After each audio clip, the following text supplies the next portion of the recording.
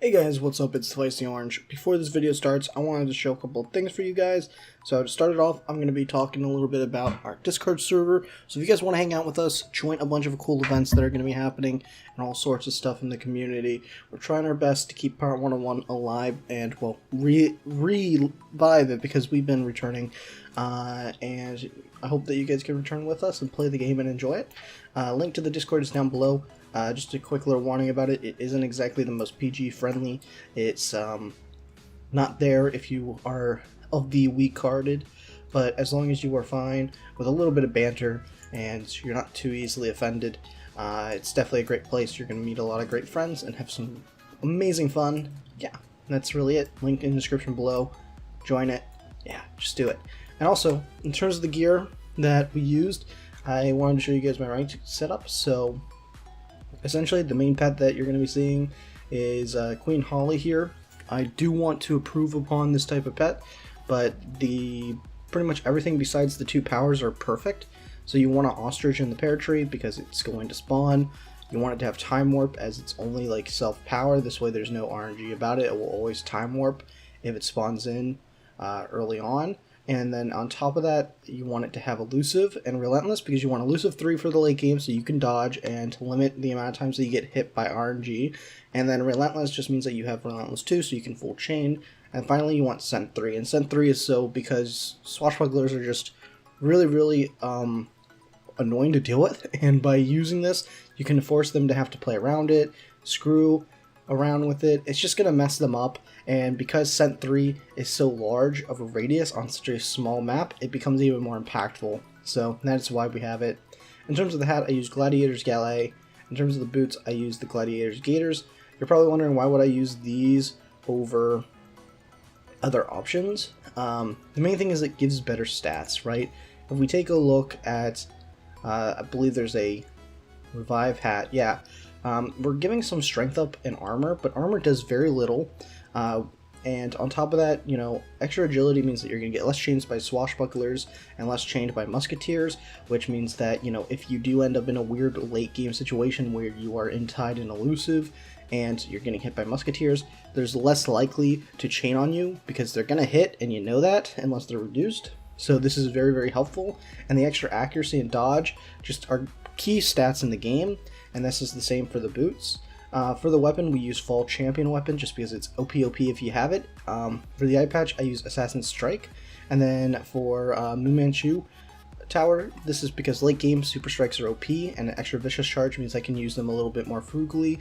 And then double, well, I use one fort. Here, I do run double fort, and we'll talk about that.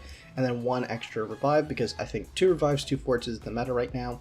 And then finally, I'm using Explosive Achilles now, but you probably noticed in the video that I was using this robe right here for Triton's Course. This is a little bit outdated, and honestly, the Sundering Strike is not that good anymore. It used to be okay in the mirror match, but as people have developed strategies and stuff, it's just not as good.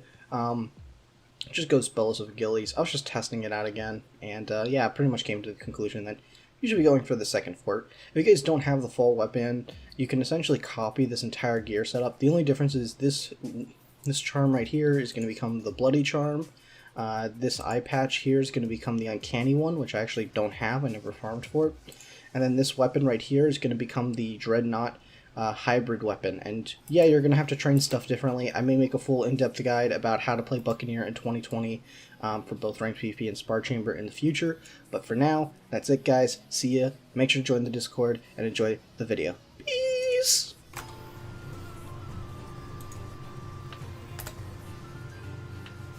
Why hello there.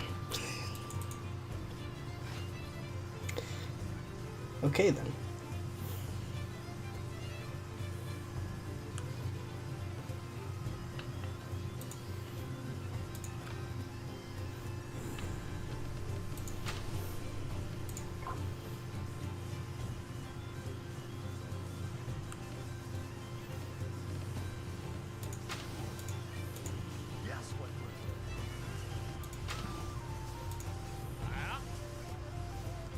We're in ranked PvP.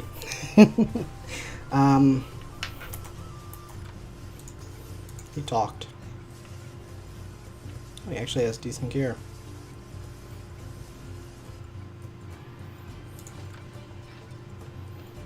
Okay.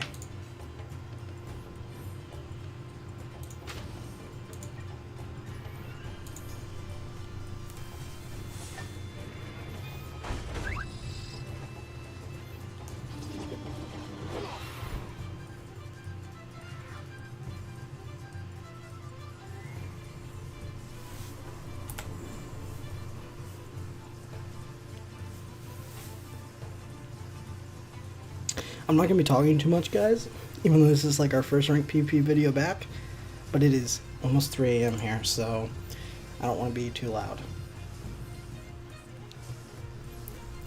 Cracks and muscles. Yeah, it's tough being so bulky, Kappa. Anyway, guys. There's the fog. And there it is.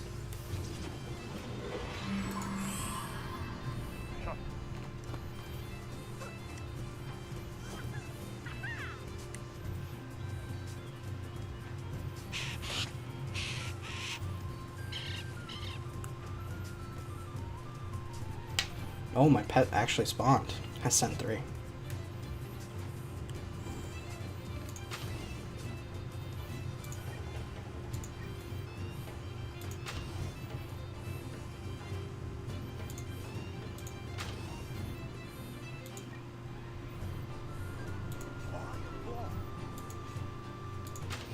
I am Bar. All ready, Captain.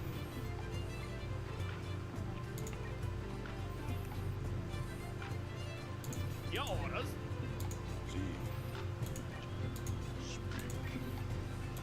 Boom, just like that. Let's see what he says once I summon trees.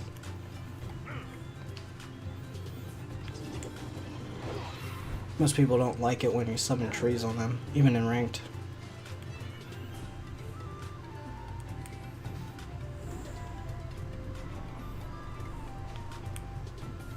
I think I'm gonna hide after this. I developed all my summons. My pet has sent 3, so if he walks into range, he's kind of done.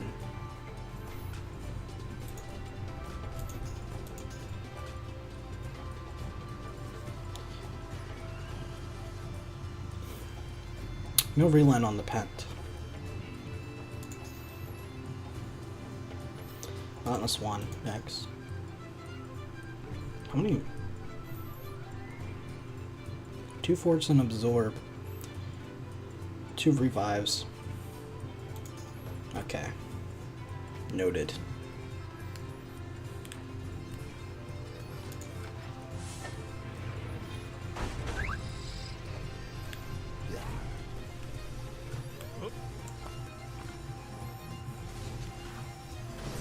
I think I'm gonna hide after this.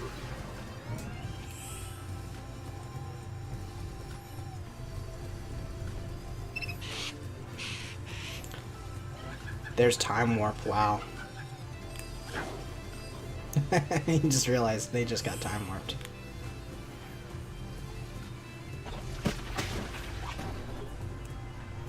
Yeah, this pet has everything. I could actually run to my pet.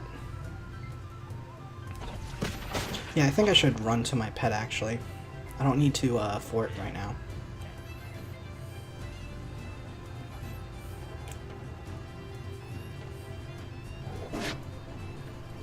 Yeah, GG need a miracle to win. Oof, that's not the best way to believe. Anyway. We'll just do this. I could develop the Whale's Might right now. It's not going to do too much unless he, for some reason, goes out of hidden. Right now I'm just going to use my free turn on a pet. Because my pet stays, because I'm on blue.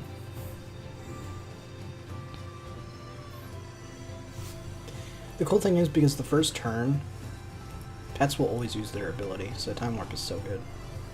And it lasts for 3 turns, if I remember, yep. So, everyone is pretty insane right now.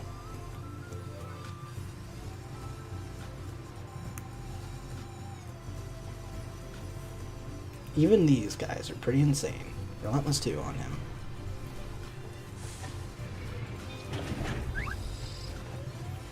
Time Warp is, like, pretty mandatory for ranked PvP. This is just gonna die. He absorbed, actually. The goal is it would be nice if I can just stall without needing to use anything too important. Whoa, he just... Oh my god. Goodbye, Scratch. We're killing Scratch.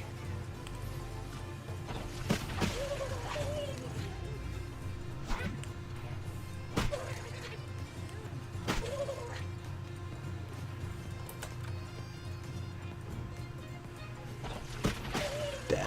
Thing's dead.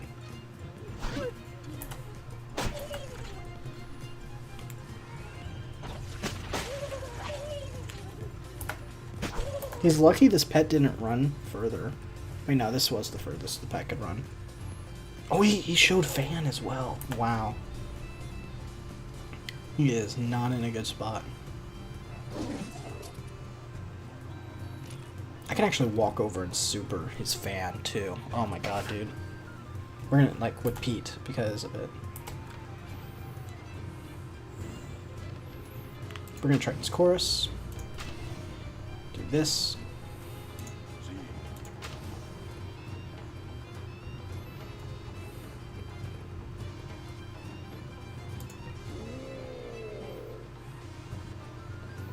I actually want to keep you here. But he can't walk to me, but he could charge me. This is the thing.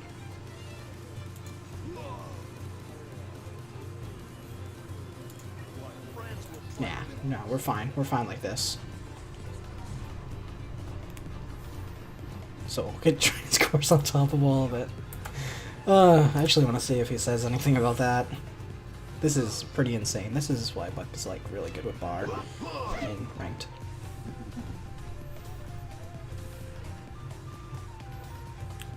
So we're gonna trigger the flanking. This is gonna let us have...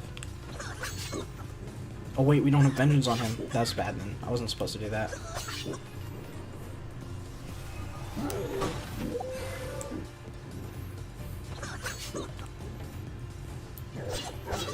Okay, that was my bad. I don't know why I thought he had Vengeance. He's a Blade Goro. Wow, actually deleted. So Goro's entire job is to 1-for-1 a key unit, like Nazika or Fan. So he did his job.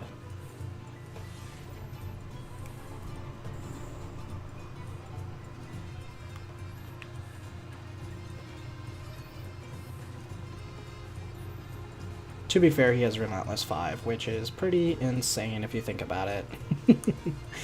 I don't even know what Relentless 5 does off the top of my head, but hey, it's Relentless 5. It can't be bad, right?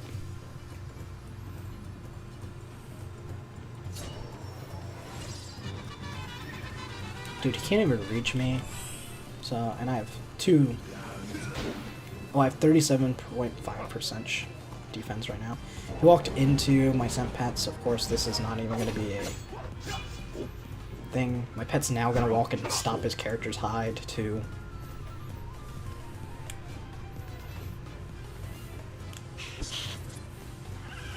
Yep. Surprised he didn't expect, like, that he did that. So we just countered his entire fog, and we did nothing, by the way. We did nothing but develop constantly. That's how insane this strategy is.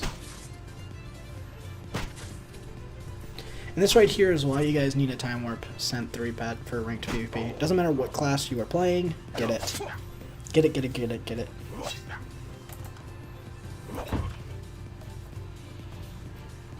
Now Scratch is about to take a beating. These are relentless trees with Blade.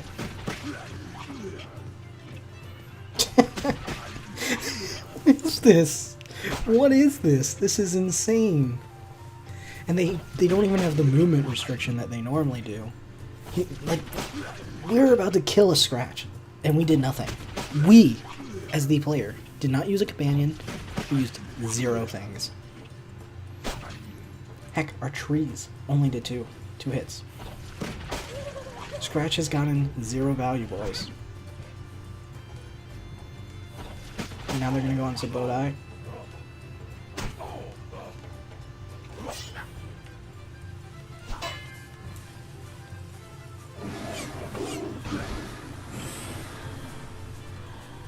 There's the bleed.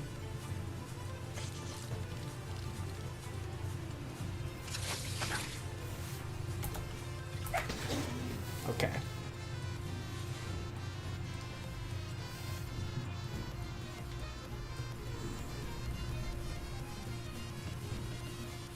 This character has an absorb and a shield. We're gonna go for a Kraken Squall here. Can't reach him, sadly. But we'll go and kill this guy. And we'll do this. So, this is just to, again, develop. Take a value out of our trees, essentially use it for free real estate, and then we will clean up.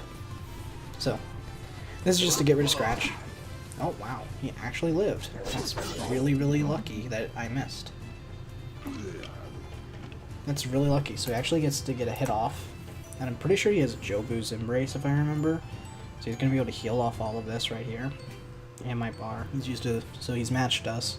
And I've used Chorus, which is kind of important. And that is his first time. And there's a chance that my pet just stays and screws him over. Actually, my pet's stunned, so there's a really good chance that he just stays.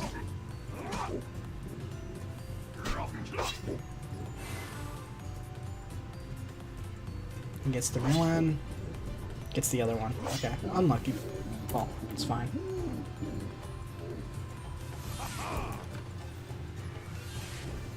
Yeah, it has Witch Hunter. Okay. And now my pet's just gonna stay, and he just wasted an entire hide. Like, that's really unlucky that he did that. He didn't realize it had Witch Hunter, and that also stops it, so now he just wasted another hide. So he's dead. He did nothing. And he's still in range to get hit by my Pete, and also Bar.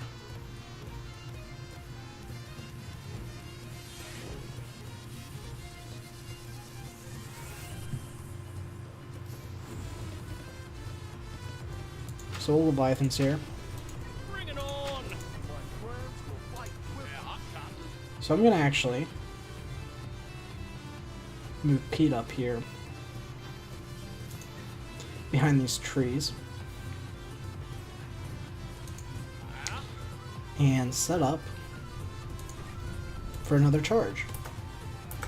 If he wants to stay and use a hide, he's gonna just get punished again. And he's also now reduced dodged.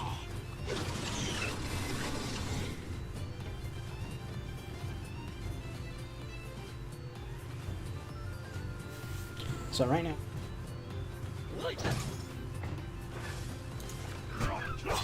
so he's gonna kill the pet, but it's a little bit too late.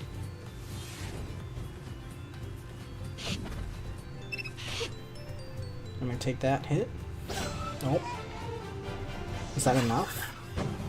Wait, what's with that lag? Okay, nice. Dodge, dodge, nice. Nice. So that's another turn, potentially, that this tree's gonna stop him from being able to go hit it. Oh. He has Blade. Okay, didn't hit the pet.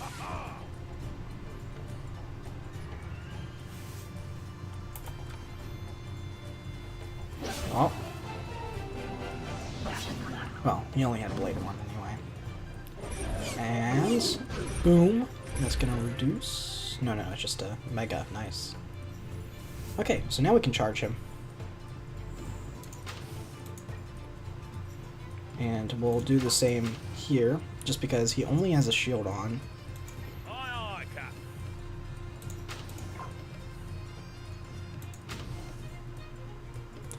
This is accuracy only, so we'll use it on him so he has a lower chance to hit our pet. So, yeah.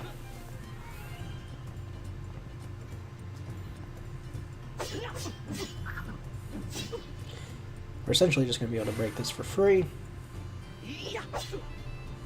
Didn't get a chain, it's fine.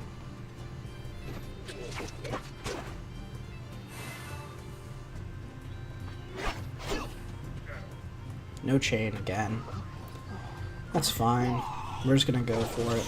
Deal some damage on the absorb. So now the Sabodai, we don't actually want to kill him, because if we kill him, then he's allowed to he's allowed to hide, and our minions could potentially be running away because of the AI. So by leaving Sabodai alive as much as possible, he should actually go and try to hit my character and purposely kill a Sabodai, because it's the highest possible play for him. So he's going to go for a poison here.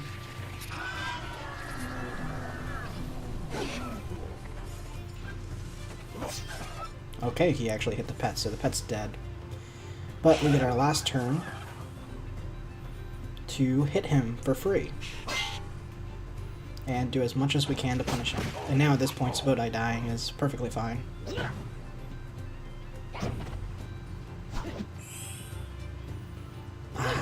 And then missing is not good, because this increased dodge lasts until our turn. Wow, he's actually hitting with a reduce.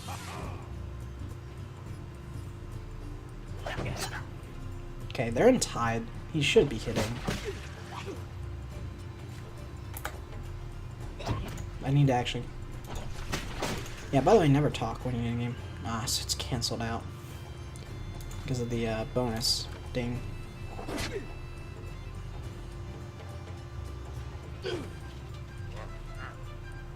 Man, that feels like a really low roll. But it's not. Okay, we don't need that anymore. We're just gonna actually go for a normal auto attack right now. And that should bring him down into range to where this hurts. And then we will come up and attack him with bar.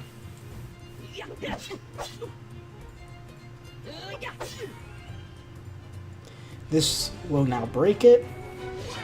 And this means that his Blade Storm will trigger. And that gives us 2 chances to proc the Relentless.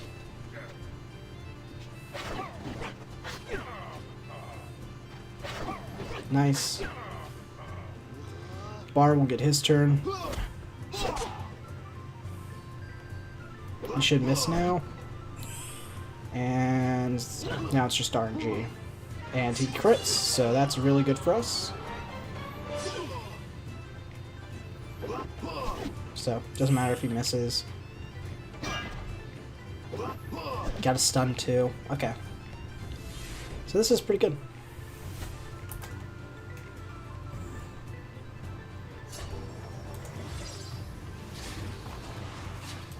So there he goes. He uses his 3rd hide of the game, by the way.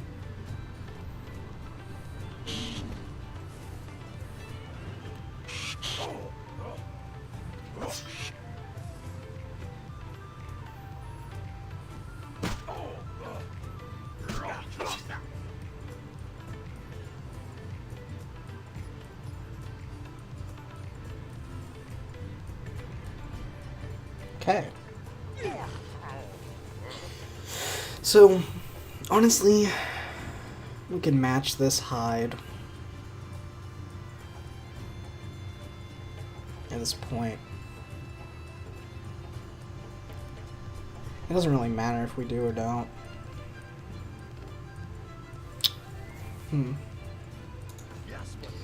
For now, I'm gonna send Pete, because Pete has no abilities, right? Bar still has his reduced dodge. And I'm going to just run my Pirate away. I don't want my Pirate to get hit by poison for free unless he's committing to it. And then I want Bar to come over here, and I want to hit this box. Well, I don't want to hit that box because then I don't know where the AI is going. I know the AI for 1 turn is going this way, so I will run this way. And the entire idea of this play, right, is that we're going to kill off Sabodai, most likely. If not, the minions are going to stay here and then go for this box anyway. And essentially from there, Pete is pretty much just useless, because he goes before bar for the early game. So does he get the stun? No. So, oh, what? Okay, it doesn't matter. Minions are gonna kill him. And if they don't, it just means that he stays there for another turn.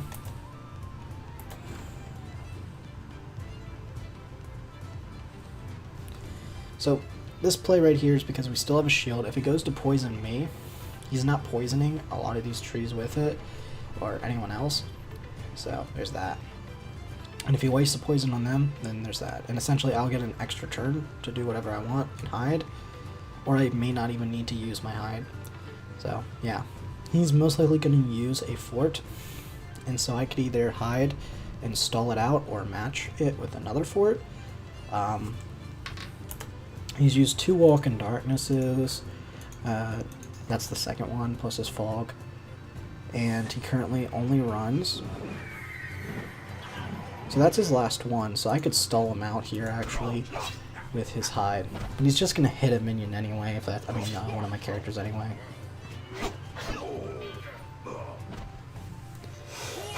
So, that's fine. They're all going to run to the box. My goal is to use bar for the reduced dodge, so I can at least get some hits on him while he's in elusive. And then from there, it's just beating him up with higher value plays. So here, I don't actually have my Valor Shield after this turn, or my Levy, so I could match my hide at this point, and then he runs out. And then he can't shield while he's in it, otherwise he's wasting resources. At this point, we're just going to run like this. If he wants to poison Pete, I'm all for it. I'd much rather him poison Pete than my bar, so, or even my character, right? So he can come poison me and it would get max value, but at this point I'm pretty scary.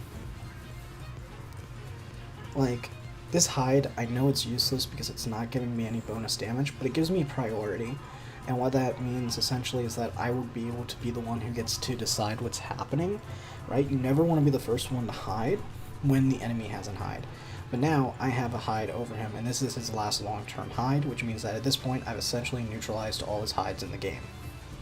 Swashbuckler's greatest power. And that means he's going to have to start using his forts. And remember, I haven't even used a fort, and he has 2 forts. I only have 1, so there's his first one, and I don't even have to use one until the very end of this, which means that this one is going to run out. So my job right now is just to go 1 for 1 with him and outvalue him, and then I win the game, right? And any other RNG that I get from my units here hitting him is free real estate. And my Pete isn't tied, which means that there's a good chance that he's going to hit. So at this point, I should Shark's Fury. And we're going to run Pete down here like this, and bar is going to move right here like this, so this way he cannot go towards these guys without anyone being able to reach him. So this is maximizing it. So we're just going to Shark's Fury because we're wasting time.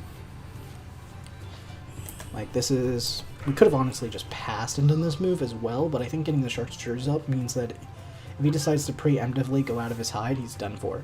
He also used a revive, if I remember, so... and it's bad to use your revives like that. He does have a rally and regroup as well on top of his 2 revives. We have 2 revives, and we only have 1 fort. He's used his absorb, he's used his shield, and yeah. So he has 1 fort left after this one. So he's gonna go and just try to kill Pete. That's fine. We're actually still not going to take him up on that offer, potentially.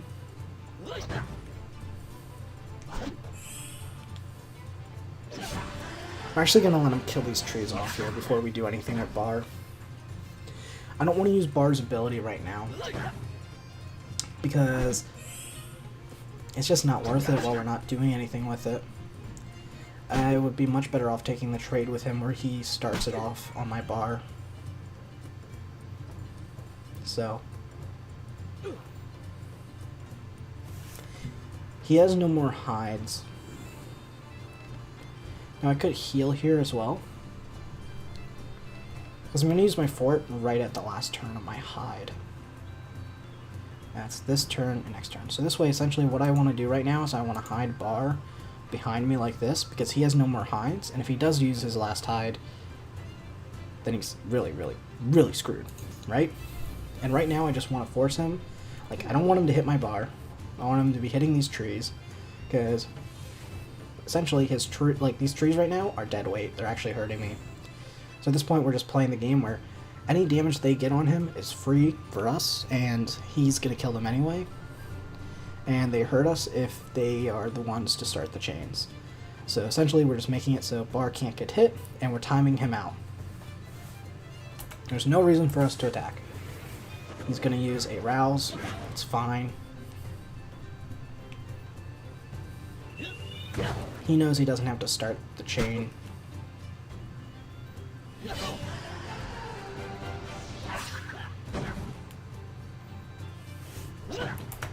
The only things that we're worrying about right now, he used an Assassin too to attack. I don't know if he used an Assassin earlier, but he only has 3 Assassins. Is that Haywire Strike and that Surge. So, I mean, we're just trading 1 for 1 anyway with him at this point, so Surge isn't too big of a deal. So anyway, at this point, we're just going to revive, keep ourselves healthy. We can hit him with it too, so it's a good positioning. This is just going to keep us at full health. I know we want to be in Tide to fight him, but like, I want to be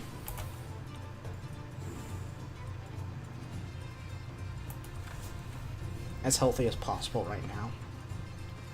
Because the only thing he can, like, technically he can walk up and just do whatever he wants. It doesn't matter. Ghost Whale is whatever.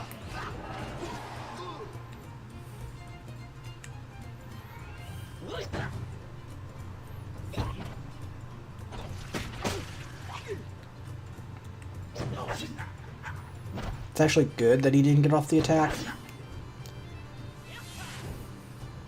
Because if he got the attack and potentially proc to dodge, it would have been harder for the rest of these guys to hit. So, yeah. Like, right now, this damage is free. We lose nothing for it, and once these trees die, it actually is good for us, because it means that he won't be able to have extra dodge. And that's why we don't want to use Bar's last reduce.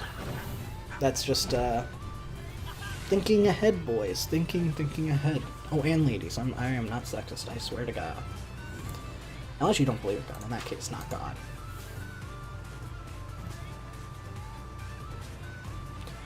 So, here we're going to fort.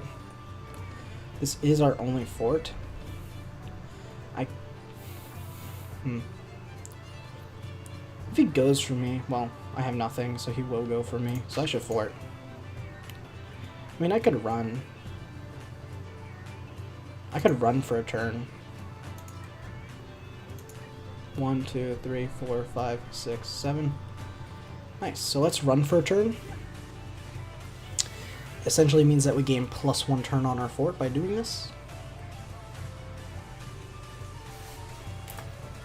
He should have actually been moving up that turn instead of ghost wailing. Because now when we fort, his fort runs out, so he would be matching us, and we essentially matched his fort. He has gained nothing from this fort besides limited ship damage, and that's not a good way that you want to spend your forts.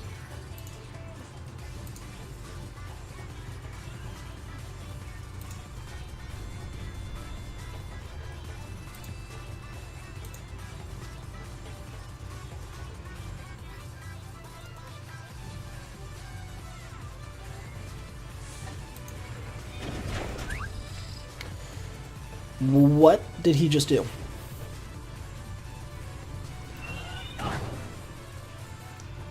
Why would you do that?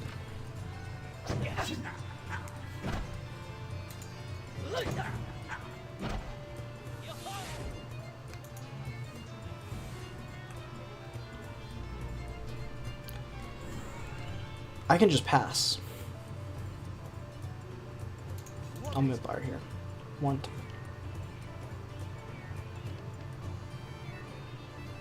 This is guaranteed damage is the thing. We have no reason, zero reason to make a play there. It's just another turn that he's not going to have his fort. See, he had to move up and waste an entire turn on his fort. And we have gained actually a lot out of that. So now, look, he has 4 turns. He's going to have 3. We're going to have our full 1. If we wanted to, we could reduce him. I mean, we're not going to, because Bar can't die in a chain unless he uses an assassin. And there's still a good chance that he vengeance and stuns.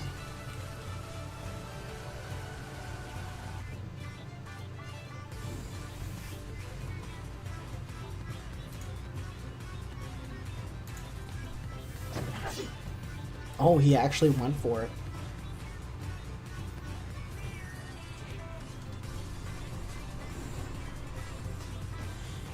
One, 2, 3, 4, 5, 6, okay.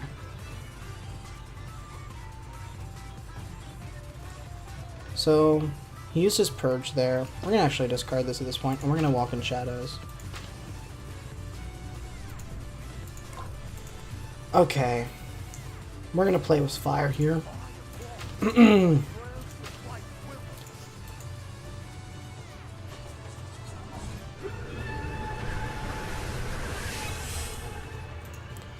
So, this play is saying, hit me if you dare. If he hits me right now, he has reduced dodged. He would bring me down to where I have tied. This is very scary for him.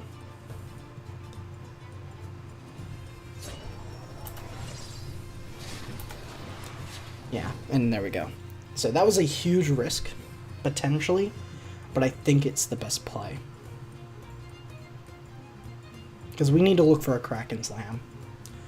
Or a Trident Song. Why is that registering so long? Okay. And again, we're not going to use Bar for anything here. Just keep him away from us so we don't get double poisoned. And we're going to match his hide. His last hide. This is just what you have to do. We only have 1 fort, so we have to play like this. We can't. You just gotta take your time, play it slow, play for value. I'm gonna be honest, guys, I've been thinking about cutting the Trident's Chorus. It doesn't feel like it's that worth it. I feel like the second fort would be worth so much more. Or even like a, yeah, second fort. So he's gonna use his poison. So that's a curse.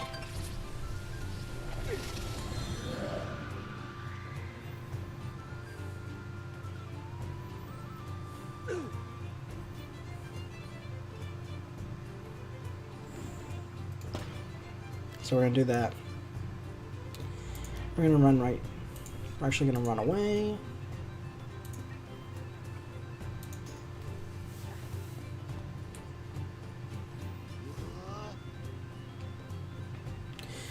Honestly, I'm thinking about separating us from Bar at this point. So at this point we're both playing with no defenses. He's going to go for Bar. And he has to, or he's just going to pass. But it's so risky to go for Bar. He's going to go for a heal instead, so he's going to try to heal us and outvalue us. But his hide's gone. We could run for another turn. We have Trident's Chorus. Our hide runs out, so we should use this turn.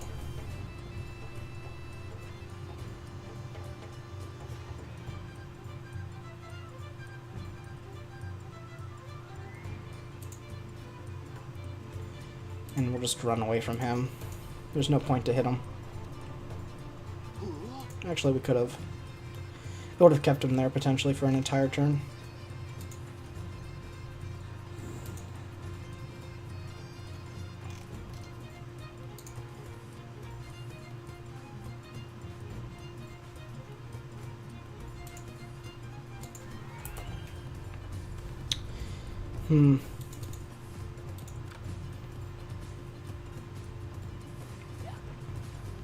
So he's gonna run up there. Is that enough to reach me if I step to the side?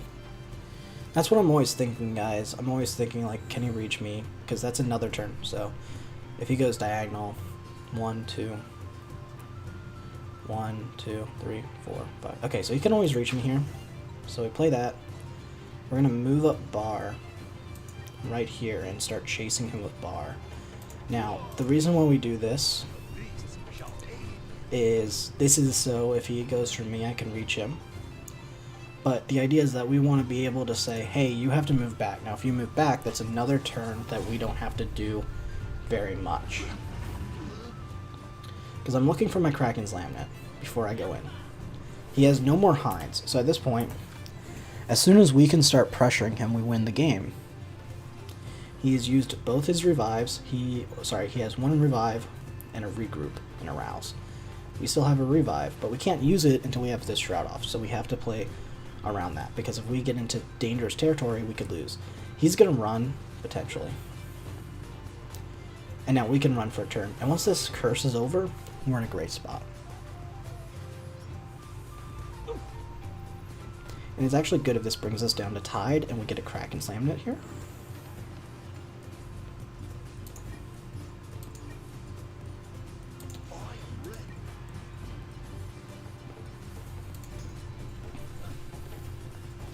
So he can't chase after us without getting hit by bar.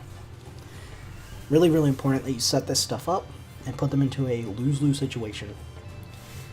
If he runs over, like, pretty sure bar can reach him no matter where he goes because of this positioning. Unless he runs, like, all the way over here. No, you would have to run right here. Nope, he's just going to go for it, and he's using a backstab. Let's bring him down to tied.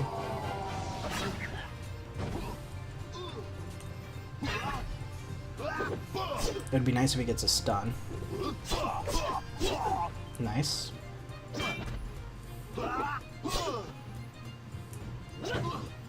There's the third Venom Strike, so we've got on the full chain.